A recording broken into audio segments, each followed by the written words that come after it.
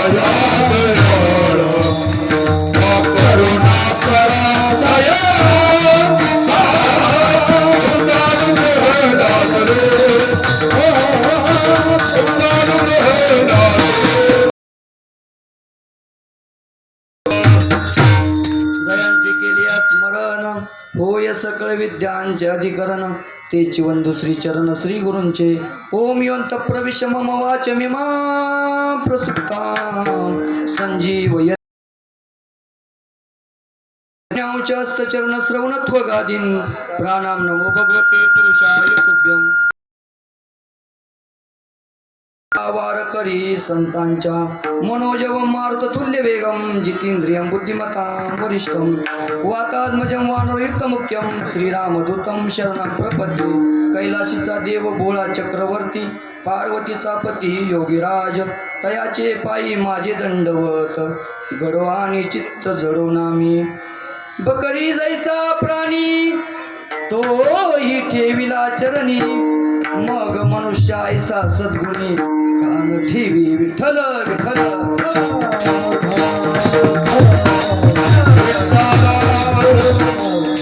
उभारीला हात जगी जानवली मात देव बैसले सिंहासनी आल्या याचका पुढे धनी प्रस्तुत वैराग्याचे महामेरू श्रीमंत श्री जगद्गुरु तुकोबाराय यांचा चार चरणाचा आणि अभंगातून जगद्गुरु तुकोबाराय संपूर्ण जगाला आज उपदेश करतात विठ्ठल विठ्ठल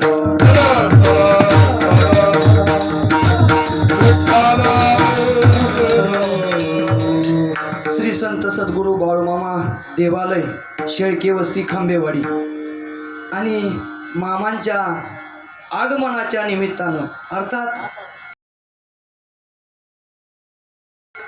आणि मूर्ती प्राण प्रतिष्ठेच्या निमित्तानं हा अखंड हरिनाम सप्ताह आणि या सप्ताहामध्ये दुसऱ्या दिवसाच्या अर्थात आज प्राण प्रतिष्ठेची सेवा मामांच्या तुम्हा सर्व भक्तांच्या कृपेनं बाळूमामा भक्त परिवार सर्वांच्या चरणी गायक वादक मृदंगाचार्य इथं आलेले बाहेर बसलेले घरी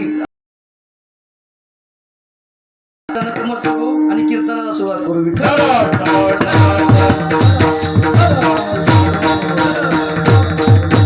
आणि मग आता वेळही झालेला आहे तेव्हा अण्णा जशी सेवा घडल तसं करू कसं असतंय उघडलंच आपण वरडून त्यांचं पोट पुन्हा वरडायला लागेल भूक लागल्यामुळे आणि मग खेळी मेळी करू 1 तास 1.5 तास सेवा करू फक्त सेवा संपायची 5-10 मिनिटं मला खुणवा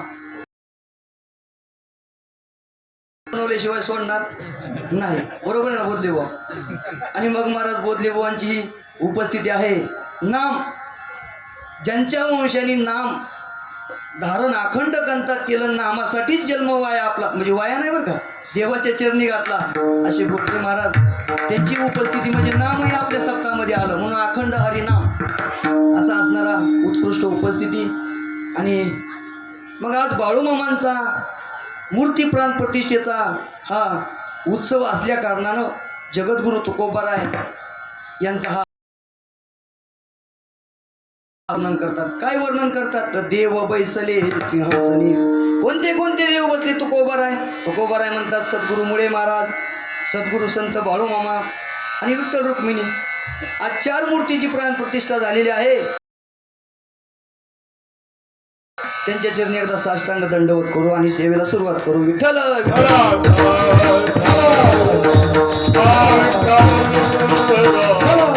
कुंडली गवंदे हरी विठ्ठल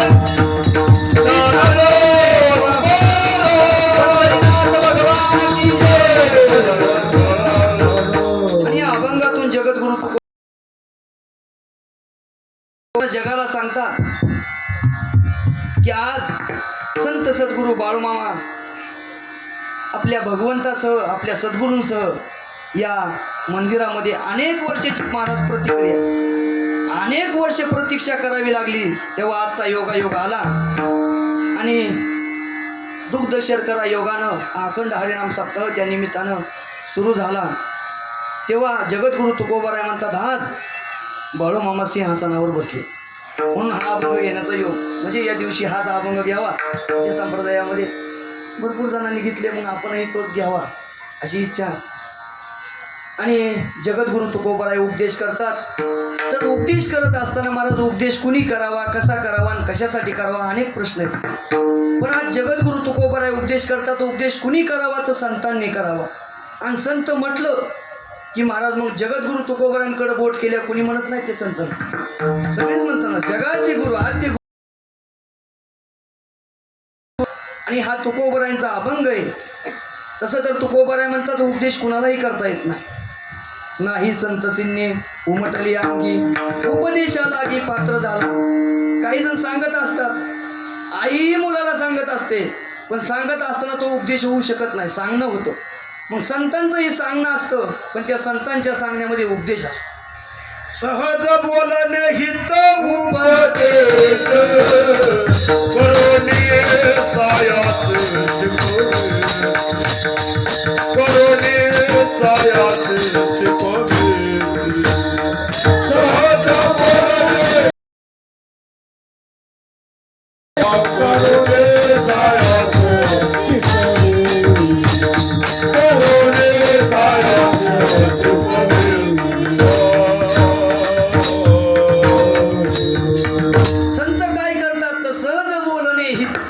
सहज बोलणे उपदेश.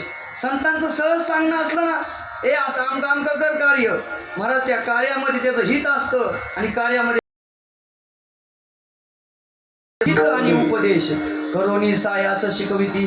संत सायास करतात, आपल्याला हाताला धरतात. या या या रे लहान तोर या ती भरती नारी नर करावा विचार लगे चिंता कोणाची.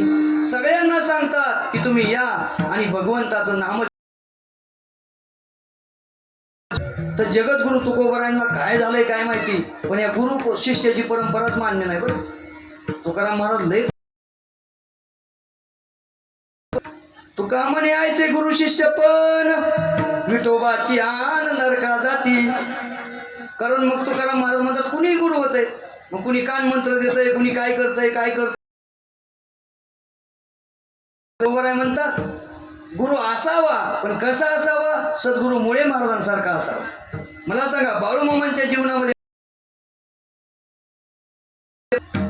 मी ही जी भूतावळ काढून पैसे कमवलेत ना, त्याचं योग्य जो मोजमाप करेल तो माझा गुरु. जगात कुणाला येईल, कुणाच्या मनामधलं ओळखता येईल नाही महाराज. आणि सगळ्या जगाच्या मनामधलं ओळखता येईल, पण या बाळू धनगराच्या मनामधलं कुणाला ओळखता येईल का? नाथ महाराजांचं प्रमाण आहे, जगद्गुरु तुकोबारायांचं प्रमाण आहे, सर्व संतांचे प्रमाण आहेत. नाथ महाराज सुद्धा म्हणतात एके ठिकाणी की प्रत्येक घरामध्ये गुरु असतात. कसे असतात ते गुरु? हा घरोघरी गुरु आहे ती आहे. पण महाराज जगद्गुरु तुकोबाराय नाथ महाराज म्हणतात पण त्या ते श्रीकृष्ण सद्गुरु मानी कोण, जो सदशिष्य ते सद्गुरु मान, जो आपल्या शिष्याला सत्वस्तू अर्थात परमात्म्याची प्राप्ती करून देतो ना, त्यांना तोच सद्गुरु खरा. म्हणजे जो भेटल्यानंतर आपल्या जीवनातलं अज्ञान जातं, ज्ञान प्राप्त होतं. तसंच महाराज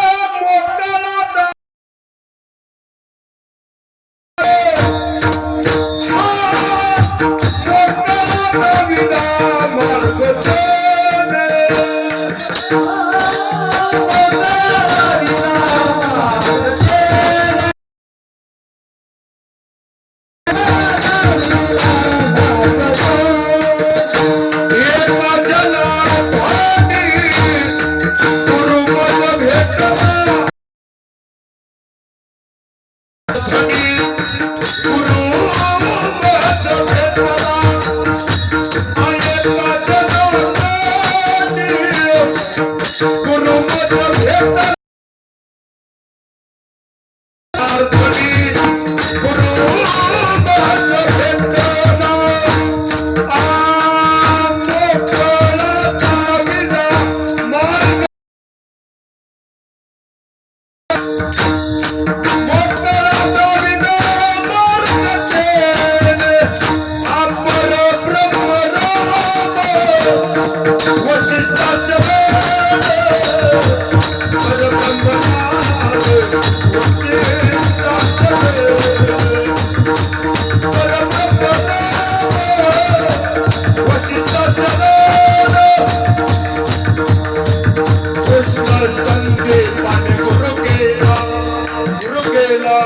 गुरु केला मोकळा दाविला मार्ग. हा मार्ग दावला, पण कसा दावला? हाड काट्याचा नाही. त्याचा जा मंदिराकडे जायचं आदिनाथाच्या, कुठून जाऊ? जाऊ सातून म्हणजे हा तिकडंच अडकून बसावं काट्यात असं नाही. महाराज निळोबराय तर म्हणतात, मार्ग दावूनी गेले आधी दयानिधी संत ते, आणि तेनीची पण ते चालू जाता न पडे गुंता. मग इतर समाजाच्या मार्गाने गेलं तर पुतडा अख्खं आयुष्य जातं, पण कधी वाट सापडत नाही. पण महाराज संतांनी दावलेल्या मार्गावर गेले. महाराज सद्गुरू मुळे महाराजांचं वाक्य, बाळू तू गोरगरिबाचं बघ, मी देवाचं बघतो. आणि मग महाराज गोरगरिबांचंच बघितलं बघ. मेंढ्या राखीती उन्हातानात आणि मुक्या प्राण्यांवर अपार प्रीत. उन्हातानात कामं केली मेंढ्या राखण्याचं, पण महाराज मुका नाही. आपल्यासारखा बोलका जरी असला तरी त्याचा बी अहंकारही फिरवला, आणि गरीब असला तर मदत सुद्धा केली. म्हणजे सद्गुरूंनी दिलेलं वचन पाळलं.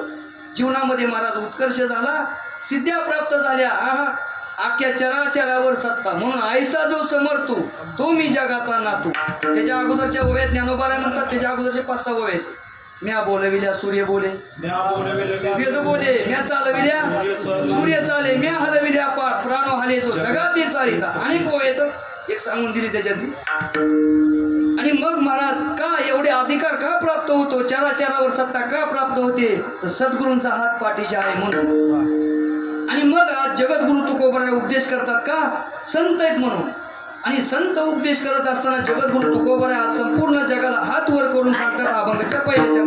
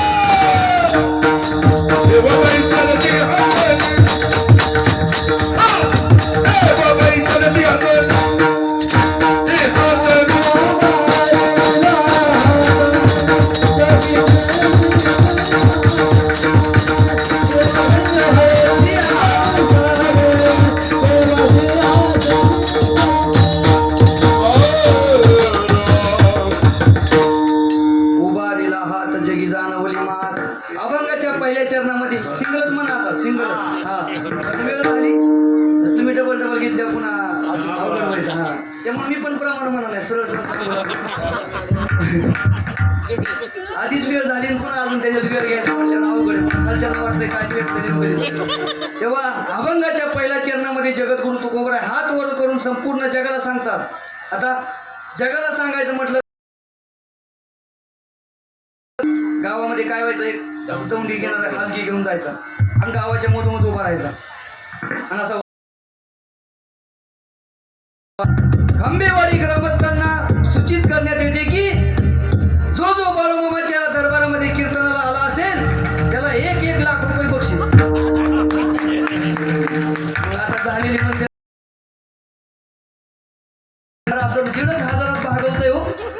आणि इकडे लाख लाख रुपये. लोक बघा आता तुम्ही का आवडतात उद्यापासून येतील शिकत, पण त्यांना सांगायचं कालच्या कीर्तनाला आज रोग, उद्या उद्या बघू पुढच्या कीर्तनाला. आणि जगद्गुरु तुकोबाराय असा हात वर करून म्हणजे संपूर्ण जगाला सांगू लागले. काय वर हात करून म्हणजे सगळ्यांना जर सांगायचं म्हटलं तर माणूस काय म्हणतो, असं मोठ्याने सांगत असतो. ऐका, हिशोब आहे कार्यक्रमाचा. कुणाकुणाला पाहिजे, कुणा माग सनसन कणकण काही चालणार. एकदाच असं मीटिंग मध्ये आणि तुम्हाला सगळ्यांना सांगतो बरं का, असा हात वर करून. माझ्याकडं जे आहे ते वैध आहे सगळं वाचून. हा, तसं जगद्गुरु तुकोबाराय म्हणतात, दोन हात वर करून ऐका. उभारीला हात जगी जाणं बोली मात.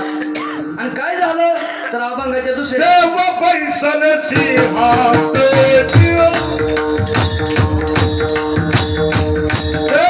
बैसल सिंहासनी थोडा विकू दे.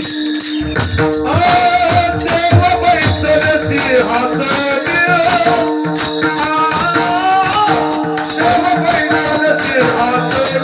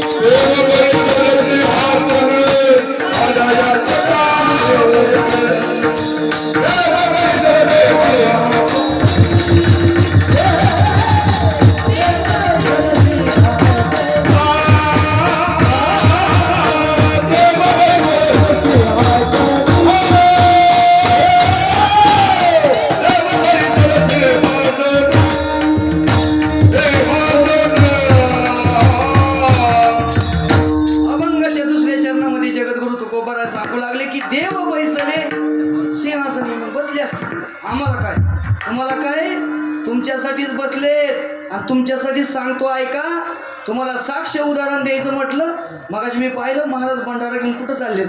मला वाटलं गायला बिलच लावायला चालले. निलेश होता, त्याला म्हटलं बघ रे. हा, काय होतं तिथं, काय निघलं, साक्षात सर्प निघला. सर्प आत्ता पंचपदी चालू असताना कुठं, मंदिराच्या जवळ.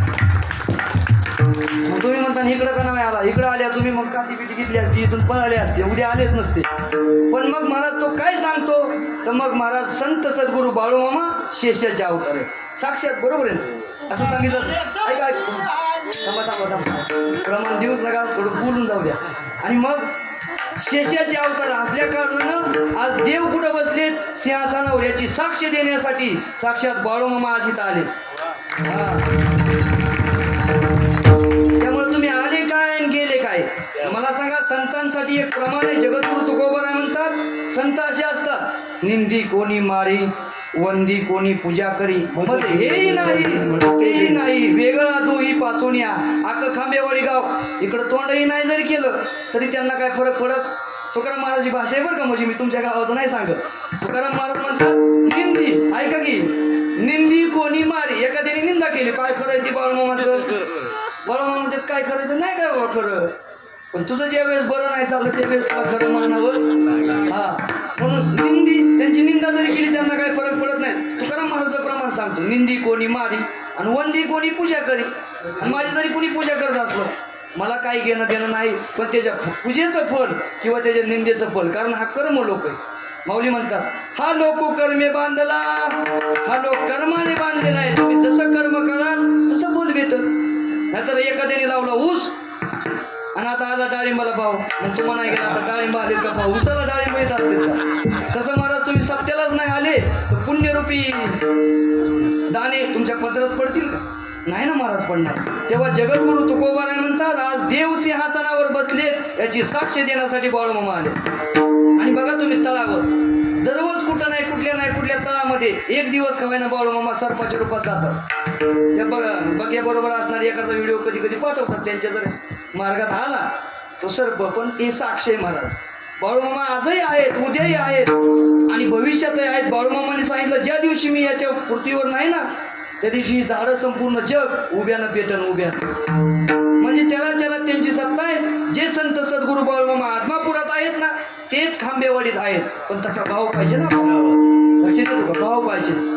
एवढी असली तरी देवाची मूर्ती आणि मोठी असली तरी शुद्ध ज्याचा भाव झाला दुरी नाही देव त्याला देव लांब नाही. म्हणून जगद्गुरु तुकोबाराय म्हणतात, देव बैसले सिंहासनी. आज संत सद्गुरू बाळूमामा कुठं बसले? सिंहासनावर. तुम्ही म्हणते ना, मग आम्ही तर कालच पाहिलं होतं. आता खरं सांगा, काल तुम्ही मूर्ती पाहिली का देव पाहिला? आणि आता बी देवळात गेलं तुम्ही काय पाहता? मूर्ती पाहता का देव पाहता? मूर्ती पाहता का त्याच्या आतला देव पाहता? हा, देव पाहता. देव जर पाहिला असता तर इथंच खोटं बोलले नसते. देव पाहणं जर तुम्ही देव पाहिला असता तर तुम्ही आज देव झाले असते. हा, माझं काही म्हणणं आहे. तुकाराम महाराज म्हणतात, देव पहा बऱ्या घेऊ. तुम्ही आपण म्हणतो मूर्ती वा कशी दिसते हो, थोडा रंग खराब आहे, थोडं असं झालं, थोडं असं पाहिजे होतं बरं का शेळके महाराज, असं म्हणतो आपण. म्हणजे मूर्तीकडे पाहतो. पण मूर्तीमध्ये देव नाही. पण मूर्तीमध्ये हा, मूर्तीच्या आतमध्ये देव आहे. पण तो पाहता यावा त्याला पाहण्यासाठी ज्ञानाचा डोळा लागतो. चर्मचक्षु नाही महाराज काम करत. म्हणून तुकाराम महाराज म्हणतात, देव बैसले. तुम्हाला उदाहरण देऊ का? मोठे मोठे फसतात देव ओळखण्याच्यासाठी. संत तुकाराम महाराजांच्या जीवनामधला प्रसंग आहे. आणि मग महाराज गणपतीचे भक्त चिंतामणी देव, त्या पुण्याच्या जवळ चिंतामणीचं मंदिर आहे ना, तिथले महाराज भक्त हे चिंतामणी देव. आणि मग गणपतीची पूजा करायची दररोज. आणि हा रिद्धी सिद्धी प्राप्त होती. मग कुणाची गाय दूध द्यायला गेली, थोडा अंगारा दिला की गाय दूध द्यायची. कुणाच्या पोराला ताप आला, थोडा अंगारा दिला की गाय ते मुलगा बरा व्हायचा. अशा त्यांना सिद्ध्या प्राप्त होत्या. आणि त्यांना कळालं की देऊला कोण एक तुकाराम महाराज आहेत. त्यांनाही महाराज सिद्धी रिद्धी प्राप्त आहे. पण त्यांना वाटलं हे काय खरं आहे त्यांचं, कारण लोक एवढं असलं एवढं करून सांगतात. बरोबर, लोकांचा स्वभाव आहे बाबा, थोडं असलं की जास्त सांगायचं. मग त्यांना वाटलं आपण परीक्षा घेऊ आणि जर ते खरं नसेल तर त्यांना दंड देऊ. म्हणून महाराज एक सेवक आपला मोठे होते आणि त्यांचा सेवक देहूला पाठवला. आता इकडे यांना तुकाराम महाराजांना भेटण्याची इच्छा झाली. तुकाराम महाराजांच्या मनातही वाटलं की चिंतामणी देवा आपल्याला बोलवतात. म्हणून तुकाराम महाराजांनी यांच्या मनात इच्छा झाली. इकडून सेवक पाठवला की तुकाराम महाराज तिकडून निघाले. आणि निघाल्यानंतर आता त्या सेवकाला सांगितलं होतं, पगडी घालतात, टोपी घालतात, हातात चिपळे असतात, विना गळ्यात असतो. आणि महाराज तुकाराम महाराज तिकडून निघाले आणि हे पुण्यावरून निघाले. आणि मग महाराज मध्येच त्यांना वाटलं हे कोणतरी तुकाराम महाराजसारखे दिसत. विचारलं, कोण आहे तुम्ही? तुकाराम महाराज म्हणले, मी तुकाराम आहे, देहूचा तुकाराम आहे. आणि म्हणले, मी तुमच्याकडेच आलो होतो. का? कारण चिंतामणी देवानी बोलवले. तुकाराम महाराज म्हणले, मी तिकडंच निघालो. बरं. आणि मग महाराज दोघंही तिथं आले. आल्यानंतर चिंतामणी देवांची गणपतीची दुपारची पूजा चालू होती, 11-12ची वेळ. आणि मग महाराज त्यांची पूजा अशी होती, पूजा करायचे पण महाराज मानस पूजा करायचे. मानस पूजा करते का? डोळे झाकायचे आणि मग महाराज हातामध्ये काय नाही, डोळे झाकायचे, असं ध्यानस्थ बसायचं. आणि ध्यानाने देवाला काय करायचं, पाणी घालायचं, गंध लावायचा, अक्षता व्हायच्या, फुलं व्हायची, देवाला सगळे कपडे वगैरे, त्याला म्हणतात मानस पूजा. कारण तुकाराम महाराज म्हणतात, करावी ते पूजा मनेची उत्तम आणि लौकिकाचे काम काय असेल. मनाची पूजा महाराज आणखीनही शांती देते म्हणून ते मानस पूजा करत होते. पण पूजा करायच्या अगोदर असं झालं, त्यांची जी गणपतीच्या फुलांसाठी जी बाग होती त्या बागेमध्ये गेले पाहायला. आता बागेमध्ये गेल्यानंतर काय झालं, त्या माळ्यानं पाणीच दिलं नव्हतं. सगळ्या झाडाची बिस्कुट झाली होती, असं वारकावर सुटलेलं होतं, पाऊस झालेला होता, सगळी फुलं इकडे तिकडे विस्कटलेली, फांद्या तुटलेल्या, मोडलेल्या, त्याची कटिंग नाही, नीट व्यवस्थित नाही. आणि मग महाराज त्यांना वाटलं हे महिन्याला कसा उभा राहतो, उद्या तारीख आहे तर आज शुक्रवार आहे तर गुरुवारीच म्हणतो, उद्या कुठं पगार भेटेल, करमाळ्यात भेटेल का मंदिरात भेटेल, हां. आणि काम करायच्या नावाने बोम. आणि महाराज चिंतामणी देव पण तिथं नव्हता तो माळी. तेवढ्यात महाराज असा हा मनामध्ये क्रोध आलेला होता त्याच्याविषयी, आणि क्रोधामध्येच पूजेला बसले. आणि पूजेला बसल्यानंतर महाराज त्यांच्या मनात देव नाही आले, पण तो माळी आला. आणि उभा राहिला आणि मग ते लागले मनात बोलाय म्हणजे आता ते तोंडाने नसतं बोलायचं पण मनातली मनात लागले शिवाय द्यायला. हा पैशाला कसा उभा राहतो काम करायच्या नावानं आळस, हा पंक्तीला कसा हजर राहतो कीर्तनाला यायला आळस म्हणजे त्या माळ्याला म्हणून थोडी बरं का असं म्हणता म्हणता तिथलं सांगणारच नाही तिकडलं आमचं तिकडलं. आणि मग महाराज असं म्हटल्याबरोबर ते क्रोधामध्ये होते तेवढ्यात तुकाराम महाराज आले पण तोंडाने बोलले त्यांच्या मनामध्ये सगळं चाललं होतं. तुकाराम महाराज दारात उभा राहिले आणि मग महाराज ह्यांना कळालं आपण काय करतोय पूजेला बसलोय आणि माळ्याला शिवे देतोय गणपती पुढं. आणि मग महाराज ते आटपलं आणि पुन्हा येडीवाकडी पूजा केली आणि बाहेर आले आणि बाहेर आल्यावर तुकाराम महाराजांना पाहिलं आणि म्हणले कोण तुम्ही? तुकाराम महाराज म्हणले मी तुकाराम. तुकाराम आणि कधी आले? बघा बघा अहंकार होता मोठा. ते म्हणले जेव्हा तुम्ही माळ्याला शिवे देत होते ना तेव्हा. बघा बरं का आता माळ्याला शिवे पुन्हा देखता दिल्या मंदिरात नाही दिल्या मोठे माईकवर मनात दिल्या. पण तुकाराम महाराजांना मनात न ओळखायची काय होती सिद्धी होते. महाराज निम्मा अहंकार गेला सगळं एकदाच जात निम्मा गेला. महाराज खरकून उतरला आणि मग चला चला चला म्हटले मग आणलं महाराज जवळ. तर आता जेवायला बसायचं हे होते ब्राह्मण. तुकाराम महाराज आपले सर्वसामान्य. मग ते म्हणले जरा पूजा करू आपण देवाला नैवेद्य दाखवून आपण जेवण्याची वेळ झाली अतिथी देवो भव आपण जेवायला बसू. आणि मग महाराज इकडं सगळ्या त्या ब्राह्मण लोकांच्या पत्रावळी आणि इथं तुकाराम महाराजांची वाढले. तुकाराम महाराज म्हणले बरं आहे आपल्या एका साईडला एका कोपऱ्यात. तुकाराम महाराज बसले मग त्यांनी महाराज नैवेद्याचं ताट घेतलं आणि देवाला दावायला गेले म्हणजे गणपती बाप्पाला. मी कशासाठी सांगतोय की देव दिसतो का त्यांना सुद्धा मोठे झालेत पण त्यांना दिसत नाही. तुकाराम महाराजाला दिसतो म्हणून तुकाराम महाराज म्हणतात देव बैसले सिंहासन. आपल्याला तर मूर्तीच दिसते आपण तर आंधळेच येतं. पण मग महाराज तुकाराम महाराजांसारख्याला माहिती म्हणून महाराज तुकाराम महाराज बसले. बसल्यावर महाराज ते गेले लटकच गेले ताट घेतलं पाणी ओवळलं आपण जसं देवाला नाही होतात तसंच.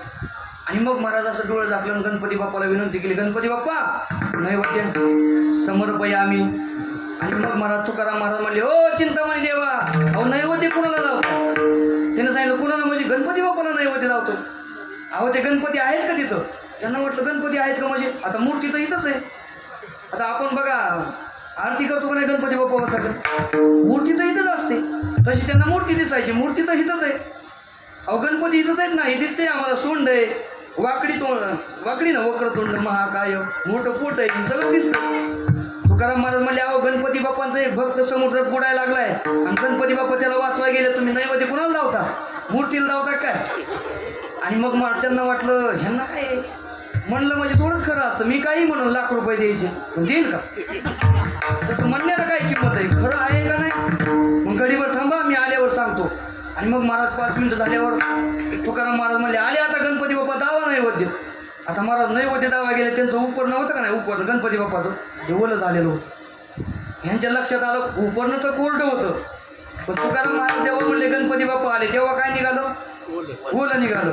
मग महाराज ते म्हणले समुद्रात गेलते म्हणून त्यांनी ते उपरणं पिळलं हातावर पाणी घेतलं आणि पिले खारट लागलं. खारट लागल्यावर मग महाराज 80% गेला पण आज 20% राहिलाच आहे ना लगेच जातो काय झालं बाबा. आणि मग म्हणले तर मग महाराज लटकत आता गणपती बाप्पांना ते दावलं नाही होते पण तुकाराम महाराज म्हणले आणखीन 2 ताटं वाढा आता आपली पंगत बसणार आहे ना. ती म्हणली 2 कुणाला तुमच्याकडून येणार का जोडीदार गावले नाही नाही नाही. मग तुकाराम महाराज म्हणले असं कसं देवा तुम्ही गणपती बाप्पाचे भक्त मी पांडुरंगाचा भक्त मी पांडुरंगाला जेवायला बोलवतो तुम्ही गणपतीला बोलव. आता कुठं जेवायचंय मंदिरात नाही पंक्तीला. हा तुम्ही कुणाला बोलवायचं गणपती बाप्पाला मी कुणाला बोलवतो पांडुरंगाला. आता आली का पंचायत बोलवायचं तर आता काय बोलवायचं. आणि मग महाराज लटकत ध्यान केलं पण गणपती बाप्पा काय येते. आणि मग महाराज तुकाराम महाराजांची भाषा तुकाराम महाराज म्हणतात तुका म्हणजे चिंतामणी देवा गणपतीशी आणा करवावे तुझे पात्रा तुझे हा भोजन तुझे पात्र भोजनासाठी दुसरं पात्र करा आणि तुम्हीच आता गणपतीला आणा असं म्हणलं तर तुकाराम महाराजांनी विनंती केली. गणपती बाप्पाही आले आणि पांडुरंगही आले. चिंतामणी देवाला दोघंही दिसले पण बाकीच्या लोकांना फक्त ताटावरचं अन्न संपलेलं दिसायचं.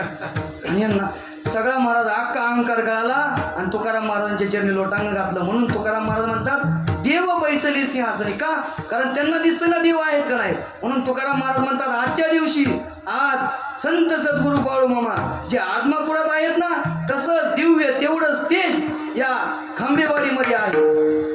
लक्षात येतंय का? मग तुम्ही म्हणता असं आम्हाला काय फायदा? तुकाराम महाराज म्हणतात तुम्हाला तर लय फायदा आहे, नुसता फायदा नाही, फायदे फायदे. आल्या याचकाशी पुढे धनी देव बैसले देवसिंहासना बसलेत. आम्हाला काय फायदा? लोकांचं कसं असतं महाराज, प्रयोजनम अनुतिष्य न मंदोपी प्रवर्तते. प्रयोजन म्हणजे फळ पाहिल्याशिवाय मंद म्हणजे मूर्ख मनुष्य सुद्धा फळामध्ये प्रवृत्त होत नाही. बघा तुम्ही, तुमचाच मुलगा असतो, त्याला म्हणलं ए बाळा दार येत्या दुकानातून थोडी बुकणी आणि चहापत्ती काय म्हणतात तुमच्याकडे ते आणि साखर घेऊन ये. तो म्हणता आई मी आणतो, पण त्यातली मला किती देणार? कमीत कमी तुम्ही म्हणला रुपयावर कुणी जा, कमीत कमी 5 ते 10 रुपये लागतात.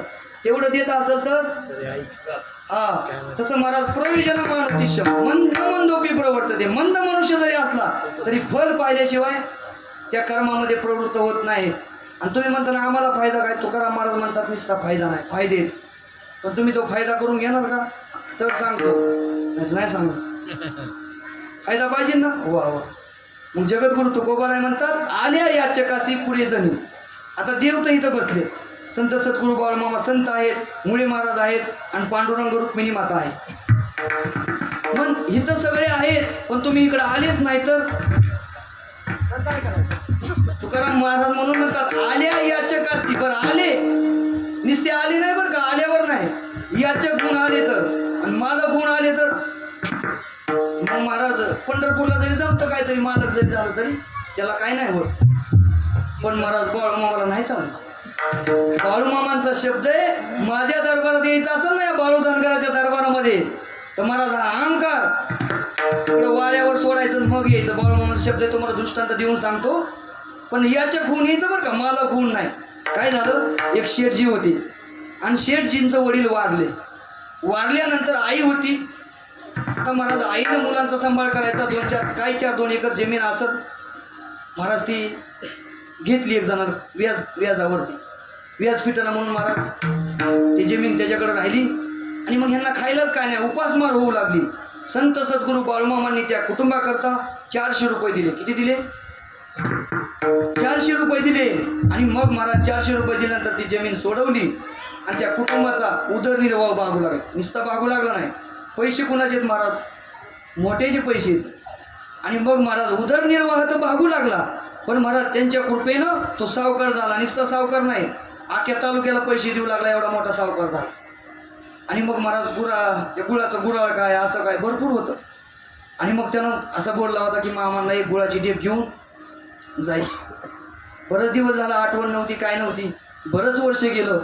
आणि मग महाराज गुळाची डेप घेतली, पण आता घ्यायची आणि जायचंय. मग आता सेवक म्हणून संताकडे जावं का नाही, तर मालक होऊन गेला, म्हणजे स्वतः झाला मालक आणि नोकराला घेतलं बरोबर.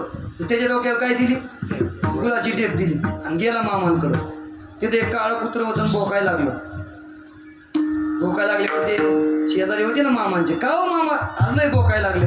मामा म्हणले अहंकाराचा वारा आल्या भोकणारच ना. आणि मग मला ते डेप घेऊन आलं होतं आणि ठेवली डेप. ठेवल्यावर मामा नमस्कार नमस्कार. मामाने सांगितलं काय आणलंय? काय नाही मामा तुमच्यासाठी गुळ आणलाय. मग आता मामांचं वाक्य आहे का बरं? मामाने सांगितलं तू गुळ आणलाय, पण आणला कुणी? त्यानं सांगितलं का माझं नोकर आहे आणि नोकराने आणला. मग मामा म्हणतात ऐक भल्या माणसा, मी नोकराला पावायचं का सावकाराला? गुळ आहे तुझा, मला मान्य आहे, वर्गणी दिली तो गावातून, मला मान्य आहे, पण मी पावायचं कुणाला? आणून देणाऱ्याला का तुला? नाही प्रश्न आहे ना तो, कुणाला पावायचं कुणाला? त्याला बाळूमामाने विचारल्यावर प्रश्न आहे. त्याने सांगितलं चुकलं मामा, नाक घासतो. अरे तुला बाळू धनगर काय साधा वाटलं का? या बाळू धनगराच्या दरबारात यायचं म्हणजे अहंकार वाऱ्या सोडायचं मग यायचं. तुला जर वाटत असेल या गुळाच्या डेपेचा स्वीकार करावा, आत्ताच्या आत्ता गुळाची डेप उचलायची, कुणाच्या डोक्यावर द्यायची? नोकराच्या नाही द्यायची, स्वतःच्या घ्यायची आणि लगेच नाही ठेवायची, घरी जायचं घेऊन. आणि जर मध्ये कोण म्हणला 10,000 म्हणजे डेप किती जास्त 10 किलो समजा साधारणतः 500 रुपयाची 500 रुपयाची डेप आहे, मी 10,000 रुपये देतो, ती डेप मला दे, तरी द्यायची. ही डेप घरी घेऊन जायची आणि त्या गुराळापासून परत डोक्या घेऊन इथं यायची, तेव्हा मी त्याचा स्वीकार करीन. पाहिजे असं तर हा म्हण, नाही तर निघ. आणि निघायचं असं तर तसंच निघ. आख्या गुराला नाही मुंगळा लावला तर माझं बाळूदार नाव नाही. कारण तुला मोठं केलंय. आणि मग महाराज तुम्हाला खरं सांगू का, मोठ्याचे उपकार विसरायचं नसतात. मोठं त्यांनाच म्हणतात जे उपकाराची परतफेड करतात. आता सद्गुरू बाळूमामाने आपल्याला खूप आशीर्वाद दिला.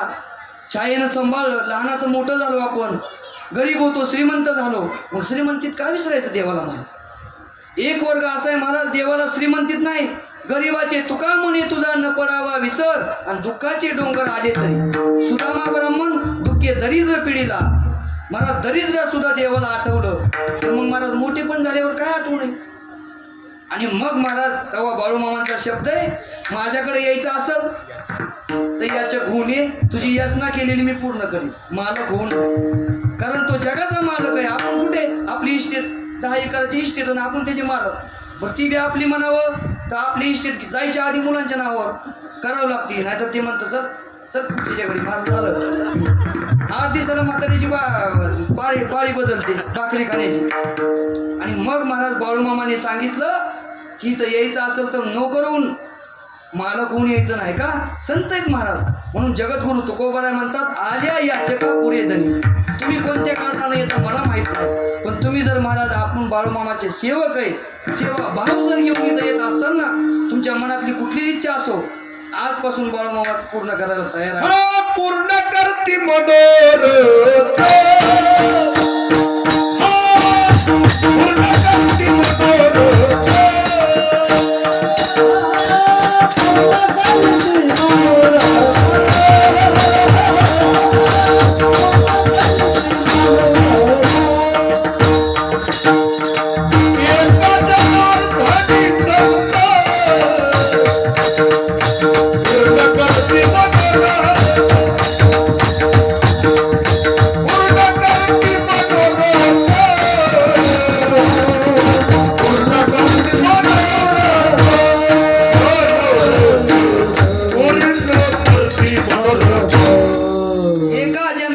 संत आणि पूर्ण करीती मनोरथ. संत मनातलं आपलं मनोरथ महाराज पूर्ण करतात. पण आपण त्यांच्याकडे जाताना अहंकार असलं घेऊन माझ्याकडलं इस्टेट आहे असं म्हणल्यावर महाराज ते अख्ख्या आपल्या इस्टेटचे मालक आहेत. ते आपलं कुठं 7-12 गेलं तलाठी पैसे असतो, तो तलाठी बी कोणतरी कुठतरी बदली होऊन आलेला असतो आणि इथून मी निघून जातो. याला आपण थोडंच मालक आहे महाराज. इस्टेट सगळी जगाच्या मालकाची. जेणे हे विश्व निर्मिले महर्षी देवा संस्थापिले, 21 स्वर्गाते धरिले, सत्ता मात्रे आपुल्या. सगळी सत्ता त्याच्या हातामध्ये आहे. असा असणारा पांडुरंग परमात्मा जगद्गुरु तुकोबाराय म्हणतात, तो जगाचा मालक आहे. आणि तो सुद्धा आज कुठं बसलेला आहे? सिंहासनावरती. सिंहासन का म्हणतात? तर त्या जे मूर्ती बसवतात ना, त्याला कुठंतरी सिंहाचं मुंडकं तरी असतं किंवा पाय तरी असतात. आपण पाठ वगैरे बघितलं किंवा खुर्च्या वगैरे, त्याला आता नवीन पद्धत निघाली बघा, सिंहाचं मुंडकं तरी लावतात. त्याच्या आतमध्ये पुन्हा त्या एक रिंग असते, म्हणजे का म्हणून त्याला सिंहासन म्हणतात. तेव्हा जगद्गुरु तुकोबाराय म्हणतात, आज देव बैसले सिंहासनी, पण आल्या याचका पुढे धनी. तुम्ही याचक म्हणून जावा, भक्त म्हणून जावा, तो देव होऊन तुमची इच्छा पूर्ण करील. तेव्हा आल्या याचका पुढे धनी. जगद्गुरु तुकोबाराय म्हणतात, तो एकासाठी जरी आला असला, आता प्रमाण नका म्हणू तिसरं चरण, एकाच्या कैवाडे उगवी बहुताचे कोडे. एकासाठी आला असेल, एकाच्या कैवाडे. कैवाड म्हणजे जसा पुंडलिक रायांनी एकट्यानेच देव आणला, पण आपण तिथं गेल्यावर आपली कामं करायला नाही म्हणतो का, आपली कामं करतोच तो. तसा महाराज इथं एकासाठी आला असेल. तुम्ही म्हणता एकासाठी म्हणजे एकाच्या कैवाडे उगवी बहुताचे कोडे. कोडे म्हणजे संकट उगवतो. एकासाठी आला असला तर इथून पुढं संकट उगवतो. पण मला तसं नाही म्हणायचं. महाराज इथं देव आला, पण आधी भक्ताचं संकट निरसन केलं बरं का. बघा बरं का, आता स्तुती नाही करत मी, सत्य परिस्थिती सांगतो. कारण त्यांनी बी मला काय दिलेलं नाही, मी बी काय त्यांना देणार नाही. पण सत्य परिस्थिती सांगतो. महाराजांचा ॲक्सिडेंट झाला, बरोबर आहे. महाराज दुसरी जर व्यक्ती असती ना, जगलीच नसती हो. जगली असती का हो महाराज? महाराज एवढं अशी परिस्थिती होती, महिनाभर तर त्यांना काय नाही, फक्त बाळूमामा. त्यावेळेस इथं काहीच नव्हतं, पण सत्ता मामांवर होतं. पण मला हे म्हणायचंय, देव आल्यानंतर संकट उगवतो असं नाही.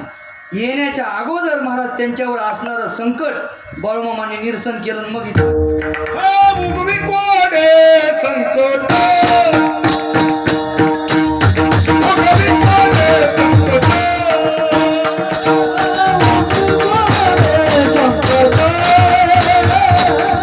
उगवी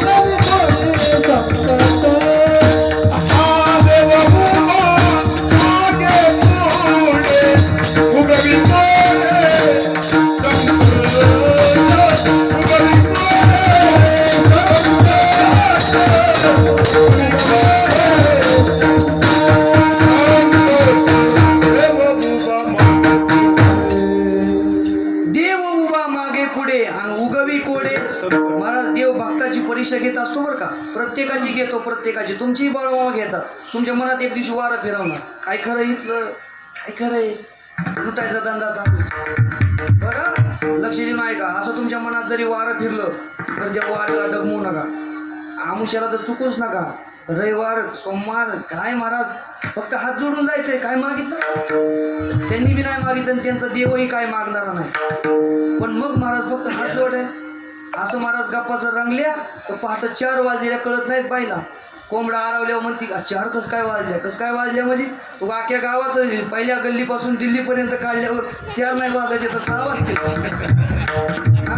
देवाचं म्हणलं तर तुला त्रास येतो. 8 ते 10 कीर्तन सवादाला सोडलं, कुठला आणला होता मेला, कुठला आणला होता मुलगा असं म्हणायला तयारच आहेत ना. पण मग महाराज तुम्हीच लवकर आले उद्या रामकथेला तर अडचण काय. 6:30 वाजता सुरू होतील ना. बरं तुम्ही 5:45 जिथं आल्यावर ते पण 5:45 सुरू करतील ना. मग तुम्ही येता मग नीट 7:45 वाजता. कसं होतंय, काय होतंय, कसं होतंय येऊन बघा कसं होतंय. ते चांगलंच होणार, वाईट होणार नाही. तेव्हा उत्तम अशी रामकथा चालू होईल. आमच्या ज्ञानेश्वरी ताई सुपनर यांची त्यांची सेवा आमच्याकडे एकदा मागितली होती गोकुळाष्टमीच्या वेळेस. त्यांची दुसरीकडे गेल्यामुळे नाही घेता आली. पुन्हा कधीतरी योग येईल तेव्हा ऐका. कथा ऐकल्यानंतर जीवनात बदल होतो. म्हणून कथेला बसत जावा. रामाचं चरित्र आहे, कुणाचं, कृष्णाचं नाही. कृष्णाचं फक्त उच्चार आपलं काल्या दिवशी ते ऐकायचं, तसं वागायचं नाही. पण महाराज रामाचा विचार जर तुमच्या मनात भिवला तर जगात महाराज तुम्हाला कुणाकडे जायची, कुणाचं पाय धरायची गरज पडणार नाही. रामाचा विचार तुमच्या जीवनामध्ये ठेवा. बरोबर आहे ना. रामाचा ठेवा. तुम्ही म्हणता नाही ना कृष्णाचा, तसं नका करू. कृष्णाचा लय अवघड आहे. एकच मिळाला, एकच मिळाला, 16,108 पुन्हा नाही. म्हणून तसं करू नका. तेव्हा महाराज इथं या दरबारात काही लागत नाही. इथं अंधश्रद्धा नाही बरं का. श्रद्धा चालते, श्रद्धा. तुम्हाला कुठलीच बाधा होणार नाही. म्हणून एकाच्या काय वाड्या म्हणजे एकासाठी जरी आला असला. आता पहिल्यांदा कारण एकच झालं की एकच भक्त, आमचे 2 महाराज एकच भक्त होते. पण एकाचा जरी काही वाड घेऊन आला असला आणि तुम्ही महाराज त्यांना संकट सांगायला गेल्यावर तुमचं संकट निवारण करणार का नाही बाळूमामा बोला. अहो करणार नाही. येण्याच्या अगोदर कितीतरी संकट केली, घालवली का नाही तुमची संकट. कुणाच्या मुलाला जमतच नव्हतं, कुणाची सुनबाई चहा देत नव्हती. मला माहिती 2-4 मला नावच पाठेल पण मी सांगणार नाही का. उद्या तिनं चहा बंद केला मग काय करायचं मला माहिती. तिथं मी सगळं ऐकत होतो काय काय तुम्ही सांगताय ते. चांगले डोळे झाकले की म्हणायचं यांचं सुरू झालं. पण बाळूमामा म्हणणार नाही तुम्हाला. असे का सांगते, काही संकट असू द्या, कितीही नाचणारी इज्जासारखी जरी सुनबाई असली आणि तुम्ही बाळूमामाला साकडं घातलं नेमकी जागेवे ना. कीर्तनाला नाही उद्या पण जागेवर आली पाहिजे. तेव्हा जगद्गुरु तुकाराम महाराज म्हणतात एकाच्या काय वाडे. एकासाठी जरी आला असला पण उगवी कोडे संकट. कोडं करतं, कोडं संकट कोडं पडतं लोकांना. भाऊ काय करू नाही. आमच्याकडे एवढा पैसा आता काय करू ठीक आहे. सत्याला दाखवत अजून काय ठेवायचं कुठं हेच नाही मला जमत. मग ह्याचं काय करू. त्याला सत्याला देऊन पहा मग बाळूमामा सांगतील त्याचं काय करू. तुला धापाचे कर कुठं मिळून दिल्याशिवाय राहणार नाहीत. पण तू इकडं म्हणल्यावर फाटक्यात मोठा असलं दिल्यावर मग तिकडे काय होणार. मी तुम्हाला धरून नाही म्हणत बरं का. सांगायचा भाग सांगतो, सहज बोलून जातो. राग बी काय घेऊ नका, सरळ सांगतो महाराज. पण महाराज हे उभं करण्यासाठी संकट लय असतं बघा. देव परीक्षा घेतो. आता अण्णा आमच्या तिथे सप्त्याला आले होते. त्रिदिनी कीर्तन सोहळा झाला बीडदेव जन्मोत्सवानिमित्त. वैशाख वद्य चतुर्थीला बीडदेवांचा जन्म आमच्या हिवरवाडीमध्ये मंदिर आहे. पण ते कितीतरी 9, 10, 11 पिढ्याचं मंदिर असं आम्हालाही माहीत नव्हतं. नंतरच्या काळात जीर्णोद्धार झाला. पण आमची परीक्षा महाराज एवढी पाहिली, गावानी पाहिली आणि देवानी पाहिली. यंदा आम्ही अण्णाला बोलवलं होतं परीक्षा पाहिली. मग तुम्ही म्हणतात परीक्षा म्हणजे अण्णाने काय काळी बीड केली. काळी नाही केली, बघायला बोलवतो. अण्णा कसं काय महाराज. एक दिवशी समाज त्रास देणारा समाज तुम्हाला एक दिवशी डोक्यावर घेऊन नाचल्याशिवाय राहणार नाही. फक्त महाराज देवही परीक्षा घेतो. कुठपर्यंत तुम्हाला वाकडं बोलणार, बोलू द्या, वाईट बोलू द्या. आम्ही तर कीर्तनात शिव्या खाल्लेली माणसं आम्ही अण्णा स्टार्टिंगला. पण काय त्यांना बोलायचंच नाही, आपलं चलून द्यायचं. कसं चलून द्यायचं माहिती न लगे अनिका रुसावे न लगे बहुता आपुल्या संचिता वाचून. या जगद्गुरु तुकोबाराय म्हणतात आपल्या संचित असतं आणि ते कर्म देण्यासाठी, फल देण्यासाठी येत असतं. म्हणून सासून सुनावर रुसायचं नाही की अशीच करते तशीच करते. आपलं कर्म आहे म्हणून तशी करते. बापाने म्हणायचं नाही माझा मुलगा असा करतो. आपलं कर्म आहे त्या मुलाच्या रूपाने असं करतंय. म्हणून गावानं म्हणायचं नाही, महाराजांनी म्हणायचं नाही मला गाव त्रास देतं. असो, देव परीक्षा घेतो गाव परीक्षा घेतोय. एक दिवस महाराज विरोध करणारी लोक ज्यांनी ज्यांनी विरोध केला तुम्हाला सांगतो, आज ते खाली माती टोकरतोय. माती अण्णांनी बघितलं, अण्णांचं येऊन 1000 समाज, आमचं गाव तर खूप 500-600 लोकांचं, आणि त्या माळाला कधी पाऊस पडला तरच ते उगवतंय गवत. असं असलं त्या माळावर असा, म्हणजे तिथलं मला मोठेपणा नाही सांगायचा, पण देव परीक्षा घेतोय सांगायचंय. एकासाठी जरी इथं आला तरी तुमच्या कुणाचीही परीक्षा घेणार, त्या परीक्षेला उत्तीर्ण व्हायचं. मनात अशी इच्छा करायची मी मरण पण बाळूमामाची वारी चुकवणार. हा, आमुष्याला पौर्णिमेला महाराज जरी खवळे पण तू तिकडं, हा महाराज आहो दर्शन घेऊ द्या असं म्हणायचं. महाराज तशी म्हणणार पण तिकडं, पण मग महाराज दर्शन घेतल्याशिवाय आपल्या कामाला सुरुवात कधीच करायची नाही. मग कधी पहाटा येऊन घ्या, मंदिर बंद असलं तरी घ्या, मंदिर बंद असलं तरी देव आपल्याकडे पाहत असतो. म्हणून दर्शन घेऊन जायचं, कधीही जायचं. आणि इतकी महाराज इतकी देवावर सेवा करून ठेवायची ऋणी. तू का म्हणे देवा ऋणी करून ठेवू, फक्त त्याला मागायचं काय नाही. महाराज देव आपल्याला मुक्तीचा मार्ग दावल्याशिवाय राहणार नाही. म्हणून हे संत आहेत महाराज, जगाची कामं केली त्यांनी. एका भक्ताला सांगितलं होतं, ऐक कुणाला काय म्हणू नको, मला माहिती आहे तुलाही म्हणणार आहेस, पण कुणाला काय बोलायचं. महाराज ते भक्तच असा होता, त्यानं जर महाराज निस्ती त्याच्या हातात काठी असली ना, 5-25 जण बसलीत ना, तुम्ही तलवारी जरी घेऊन आला ना, ऐकणार नव्हता. पण महाराज न ऐकणारा भक्त, फक्त बाळूमामाने एक चिमूट भांडऱ्याची लावली, सांगितलं आजपासून गावात भांडणं करायची नाही, आजपासून वाद करायचा नाही, तुला जी काय संकट येईल या बाळू धनगरावर सोड जा. महाराज दर्शन घेतलं तिथं जिथं तळ होता तिथून आणि चालला. जात असताना महाराज 3 जणांनी त्याला घेरलं रस्त्याच्या मध्ये, आणि महाराज अशी काठी उघडली, आणि उघडल्यानंतर ह्याच्या हातात होती, पण बाळूमामाने सांगितलं होतं कुणाच्या नादी लागू नका. अशी काठी धरली, सांगितलं बाळूमामा अहो तुमची शपथ आहे, तुमची आण मला आहे की कुणाच्या नादी लागू नको, म्हणून ही काठी सोडतो, अन्यथा ह्या 3घांना पाणी पाजाय सुद्धा ठेवू नका. मग महाराज अशी काठी हातातनं सटकली, त्यांनी महाराज मोठा चिरा त्याच्यावर टाकला, मरेपर्यंत मारलं, तो मेला नाही, जिवंत राहिला. आणि बाळूमामा शिकुटीला शिकट बसले होते, फक्त जाळाकडे पाहिलं. एक तर महाराज 2-3 दिवसामध्ये गेला, त्याचं मागं काय राहिली, राख राहिली. दुसरा महाराज जे कुठं निघून गेला होता त्याचा तपासच नव्हता. आणि तिसरा लुळापाळा होऊन पडला होता. फक्त काय, त्यानं मामांचा एकच शब्द पाळला की कुणाच्या नादी लागायचं. तो झाला बरं मामांच्या कृपेनं, पण मग मामांनी त्यांचं संकट निरसन केलं का नाही. कशासाठी सांगितलं तर उगवी कोडे, हा एकासाठी जरी आला असला, कुठलंही संकट असू द्या महाराज, ही संकट काय असतात भक्तासाठी संकट म्हणजे महाराज पायाखाली तुडवणारे मुंग्या. अशी संकट किती येतात, म्हणून संकटाला डगमवू नका, सेवा करत राहा. बाळूमामा नित्य फल दिल्याशिवाय तुम्हाला राहणार नाही. म्हणून एकाच्या कैवाडे उगवी बहुतांचे कोडे. जगद्गुरु तुकोबाराय म्हणतात, मी दोन्ही ठाई असतो अभंगाच्या शेवटच्या चरणामध्ये. म्हणा दोघी ठाई तू का